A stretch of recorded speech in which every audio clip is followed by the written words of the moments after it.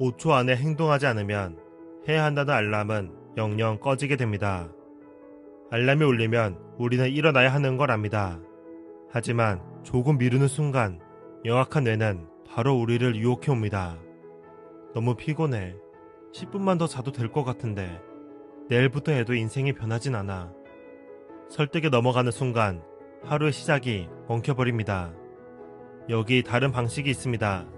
일어나야 한다는 느낌이 든 순간 바로 카운트다운을 시작합니다. 5, 4, 3, 2, 1. 이불을 걷어젖히고 몸을 일으켜 침대 밖으로 나옵니다. 그리고 하루를 시작합니다. 5초를 세고 바로 행동에 옮기는 것. 이는 자신에게 합리화할 여유를 주지 않겠다는 것입니다. 별것 없어 보이는 이 단순한 법칙이 얼마나 강력한지 오늘 여러분께 소개해볼까 합니다. 책 5초의 법칙입니다.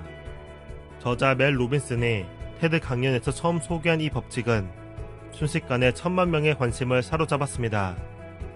SNS에는 그녀의 법칙으로 삶이 바뀐 사람들의 이야기로 떠들썩했죠.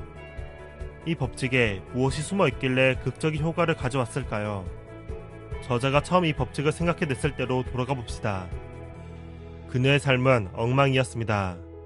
그녀는 실직의 위기에 처해졌고 남편의 사업은 급속도로 나빠져 갔죠.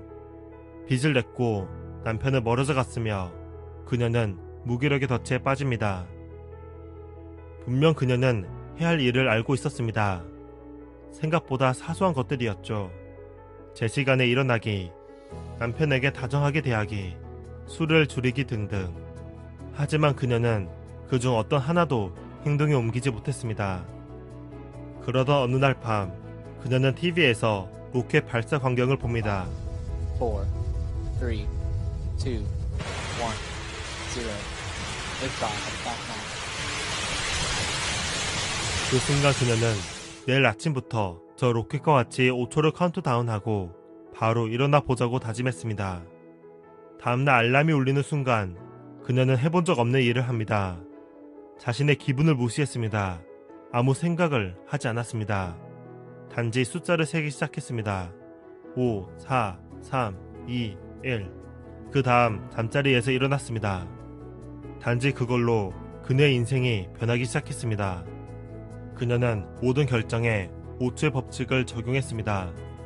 운동을 해야 하는데 피곤해서 하기 싫어지는 순간 5초를 센 다음 문 밖으로 나갔습니다.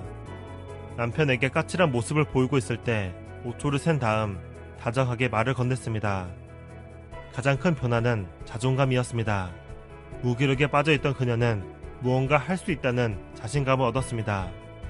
지금 그녀는 가장 주목받는 CNN의 방송 진행자이자 라이프 코치입니다. 우리가 해야 할 일을 하지 못하는 이유는 주저하는 순간 우리 뇌에게 설득당하기 때문입니다. 놀고 있다가 공부나 일을 해야 한다는 느낌이 드는 순간 여러 가지 변명거리가 떠오릅니다. 조금만 더 놀아도 괜찮을 거라는. 5초의 법칙의 비밀은 그 변명거리를 차단하는 데 있습니다. 행동해야 한다는 것이 집중하며 5초를 세는 순간 우리의 뇌는 변명을 찾는 데서 관심을 끄게 됩니다. 그때 비로소 해야 할 일을 할 수 있게 되죠. 그리고 저자는 우리에게 한 가지 중요한 사실을 일깨워줍니다. 우리는 우리가 무엇을 해야 하는지 알고 있다는 것입니다. 생각해보면 더 나은 삶을 위해 필요한 건 사소한 것들입니다. 아침에 일찍 일어나기, 꾸준히 운동하기, 집중해서 일하기, 주변 사람들에게 다정하게 말하기. 삶을 변화하는 데 필요한 건 누군가 엄청난 현자 조언이 아닙니다. 우리가 이미 알고 있고 해야 한다고 생각하는 것들입니다.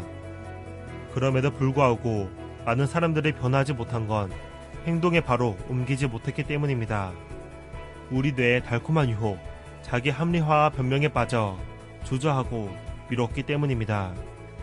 그래서 우리는 제 5초의 법칙에 따라 카운트다운 해야 합니다. 다음날 아침 알람이 울렸을 때, 호감 가는 이성을 보았을 때, 소원해진 누군가에게 따뜻한 말을 걸고 싶어졌을 때, 많은 사람들 앞에서 말할 기회가 생겼을 때 떠올리세요. 5초의 법칙을. 5, 4, 3, 2, 1 시작합니다. 책그림이었습니다. 감사합니다.